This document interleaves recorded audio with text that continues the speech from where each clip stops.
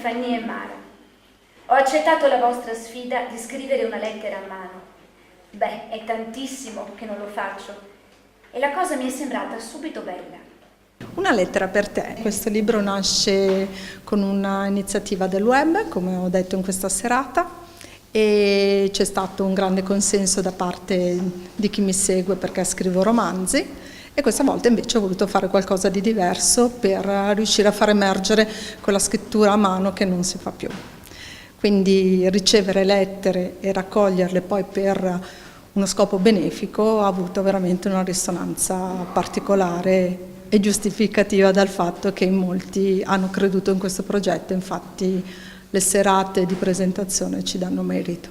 Mamma era una donna bellissima, con un cuore grande. Aiutava tutti e non voleva sentire la parola grazie da nessuno. Era molto severa nell'educazione di noi figli, anche se ricordo pochissimi scapaccioni ricevuti da lei, e comunque sempre meritati. Le persone sono straordinarie perché nei loro cassetti della memoria sono riusciti in qualche modo a estrapolare veramente quelle che sono le emozioni del momento.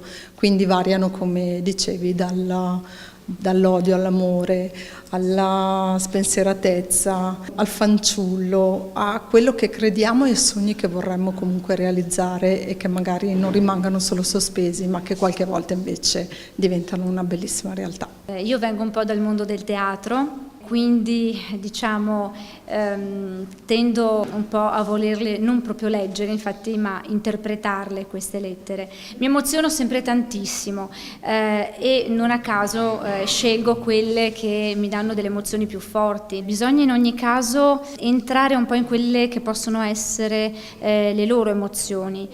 Bisogna cercare di capire che tipo di persona può avere scritto questa lettera, che tipo di emozioni, di sensazioni può aver provato scrivendola.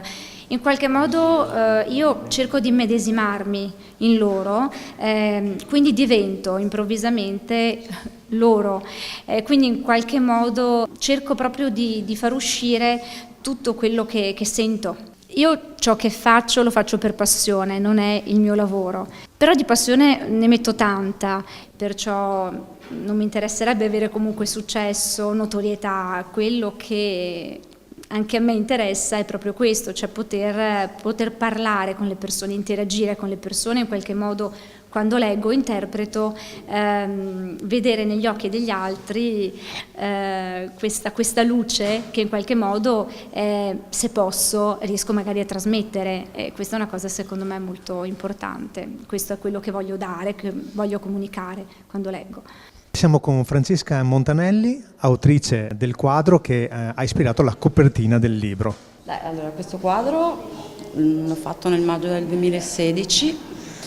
Il titolo dell'opera è Le parole che non ti ho detto ed è fatto con tecnica mista, acrilico e con l'utilizzo di alcune materie, la carta, c'è una lettera che è un manoscritto che io ho fatto, invecchiato e poi bruciato.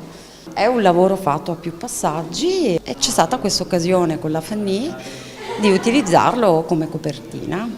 Una copertina che vuole dare che messaggio? Io penso che una società che vuole veramente migliorarsi deve investire molto sui giovani e sul far innamorare i giovani della lettura, perché l'abituarsi a leggere significa cominciare a guardarsi attorno, ad emozionarsi e a capire il significato di quanta bellezza, di quanto patrimonio storico ci circonda e di quanto sia anche importante capire le origini, da dove veniamo, la nostra storia.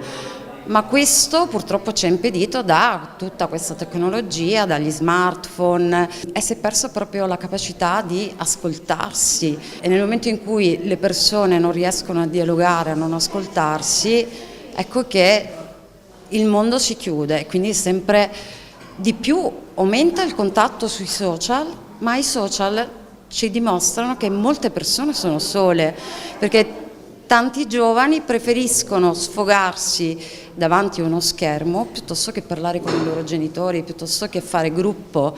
Si è perso il senso dell'amicizia, il senso del rispetto.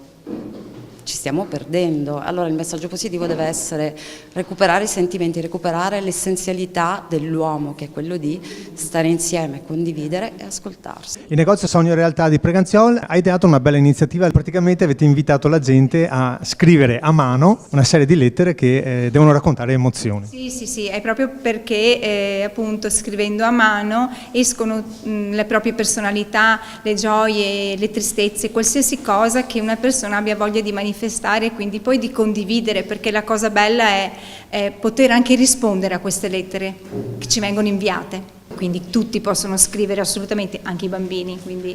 La posta ormai è quella che ci perviene soltanto per pagare le tasse e le bollette. Una volta invece aspettavi Natale, Pasqua e non solo, per ricevere una lettera da chi ti amava, da un familiare, da qualcuno che comunque aveva necessità di parlare con te.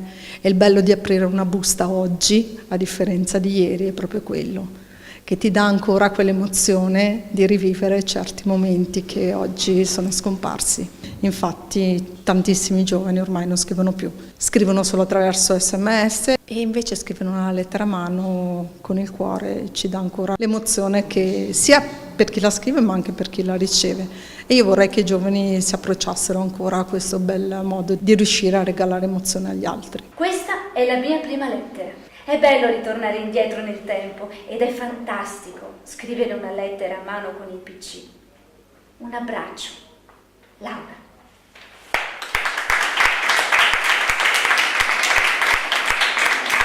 Serate che poi attraverso le emozioni della lettura non tralasciano anche l'aspetto sociale. Questa sera ad esempio una piccola raccolta a favore del reparto di pediatria dell'ospedale Ca' Fonselo di Treviso. Infatti questo nasce proprio dal presupposto che, non avendo scritto io questo libro personalmente, l'ho solo curato, non era giusto che di questo libro prendessi proventi e quindi mi sembrava una cosa bella poter devolvere questo libro a qualcuno che ne abbia veramente bisogno. E i bambini, che sono il futuro per noi, siccome sono in tanti a soffrire, pensavo fosse un bel disegno per loro, per poter ricevere questo piccolo dono, se vogliamo. Un sogno nel cassetto come scrittrice e un messaggio finale a chi ci sta guardando. Il sogno come scrittrice è riuscire ad arrivare al cuore di tante persone, ma non per vedere che scrivo, no, proprio per dire: scrivete ancora tanto, date le emozioni che non ci sono più e regalatele soprattutto agli altri che ne hanno bisogno e necessità. Andrea Lucchetta, la L Galleria di Preganziol apre le porte a qualsiasi tipo di arte e di cultura, quindi non solo quadri, ma questa volta anche scrittura. Sì, la galleria ancora una volta si conferma un ambiente culturale a 360 gradi, quindi non solo opere d'arte, quadri, sculture e quant'altro, ma anche libri. Questo perché in un momento di crisi non solo economica ma sociale cerchiamo di alimentare lo spirito in qualche modo, quindi io ci tengo particolarmente e sono benvenuti non solo gli artisti ma anche gli scrittori, i poeti. Vi ricordo la pagina Facebook L Galleria e il sito internet, venite a trovarmi quando volete e grazie a tutti coloro che mi seguono. Buona serata.